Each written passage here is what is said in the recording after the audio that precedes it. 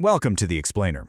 Have you ever looked around and wondered why some people just seem to effortlessly build wealth, while others are working incredibly hard, literally breaking their backs, but they're always just surviving? Well, today, we're demystifying financial success. And based on our source material, the truth is, building real wealth isn't primarily about your paycheck, it's not your fancy degree, or even who you know. It actually boils down to a combination of two very specific things. First, your internal programming, which we're going to call your wealth software, and second, the pure mathematical mechanics of investing. Let's dive right in and see how you can actually apply this to your life. Think about this for a second. What if the absolute biggest difference between being rich and being broke is literally just a software update? I mean, we usually assume that getting rich requires a massive income or some sudden, crazy stroke of luck, right? We look at wealth as this external thing, but the sources show that the real gap between wealth and struggle is actually the software running in your brain right now when it comes to money. It's how you think, how you process, and how you react to financial choices. And the absolute best news for every single one of us, this software, you can learn it. You can literally install and update it in your own mind starting today. So, here's our roadmap for today. First, we'll cover installing the wealth software. Next, we'll look at the compound interest engine. Then, simple systems for success. And finally, choosing your future self. All right, Section 1, installing the wealth software. This is all about adopting the mindset of a millionaire. So, for the average person, money is the ultimate goal, right? It's the grand destination, the dream. People think, man, if I just had a bit more money, everything would be perfect. But wealthy people, they see it completely differently. They actually detach from it emotionally. To them, money is literally just a tool. It's like a hammer or a truck. You don't get all emotional over a hammer, do you? No, you just use it strategically to build a house or fix a problem, or in this case, generate more money. Making that shift, that emotional detachment, is one of the most powerful things you can do. Now, people running on a broke mindset, they tend to spend their money on things that make them look good right now. We're talking designer clothes, the absolute newest phone, those expensive nights out. But here's the catch. These are liabilities. They go straight to zero in value over time. On the flip side, the wealthy focus obsessively on assets. They buy things that actively put money back into their pockets. Think rental properties, stocks, businesses. Basically, they're buying things that grow and compound rather than stuff that just slowly drains their net worth. This brings us to a huge question. Are you playing offense or are you playing defense with your money? See, playing defense means your whole goal is just survival. You're just trying not to go into debt. You're stretching that paycheck, hoping it reaches the very end of the month. It's a completely reactive posture. But playing offense, that means you're actively looking for ways to win. You're hunting for ways to boost your income, finding new investment opportunities, building up skills that make you way more valuable. Rich people don't just step on the field trying not to lose, they are aggressively playing to win. And here's another big one. The standard financial mindset looks at money purely through individual transactions. Like, I made this much today, I spent this much today, I have this much left. It's all totally disconnected. But the wealthy, they think in systems. They don't just look at a single purchase. Instead, they ask, okay, how do I create a system that generates income for me automatically? So they set up automated savings, automated investments, business processes. They build a machine that makes money in the background rather than forcing themselves to constantly be the machine. So, to wrap up your software installation, the thinking comes first. The money follows, always. You really can't blame external circumstances if you actually want the power to change your life. Taking radical, 100% responsibility for your financial reality and actively choosing to update your mental software, that is the absolute prerequisite to building wealth. Because once your mind is right, the actions and the money are definitely going to follow. Okay, moving on to Section 2, the compound interest engine. Let's talk about the raw math of wealth. You absolutely need to understand this concept deeply.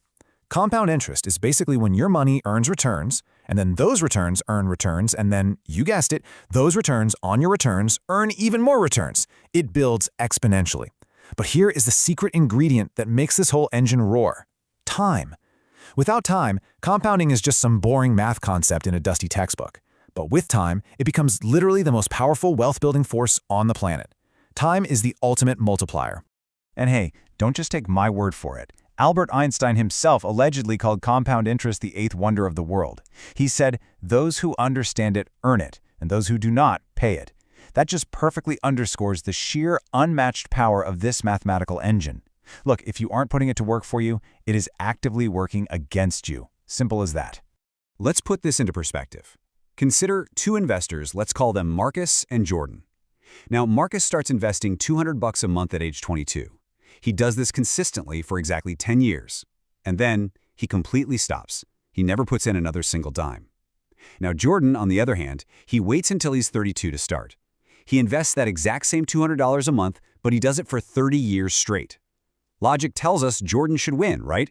I mean, he invested for 3 times as long. But the math says Marcus wins. And he doesn't just win, he wins by a lot. Marcus ends up with significantly more money despite putting in way less out-of-pocket cash. Why? Because those early years gave compound interest the runway it desperately needed. Early time in the market beats total money invested every single time.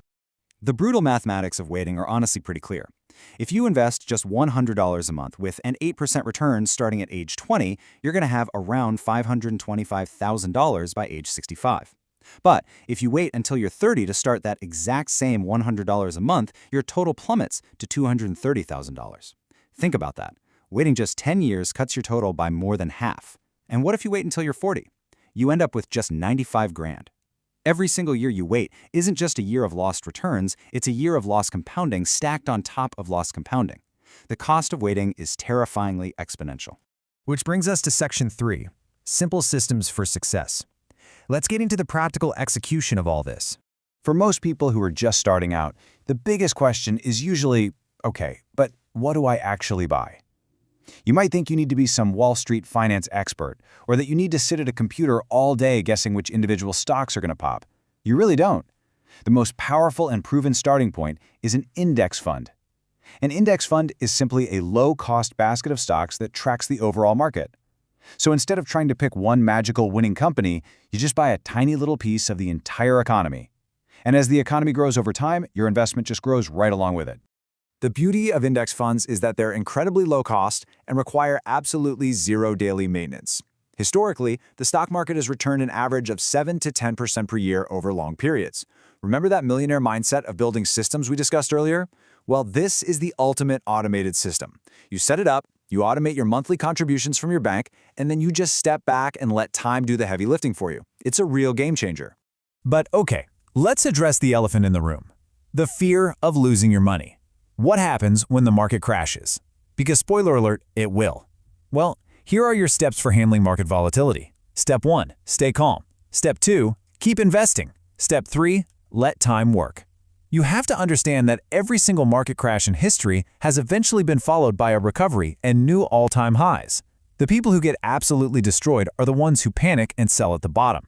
The wealthy? They actually view a market crash as a temporary sale. They keep buying while stocks are cheap because they know for a fact that time is on their side.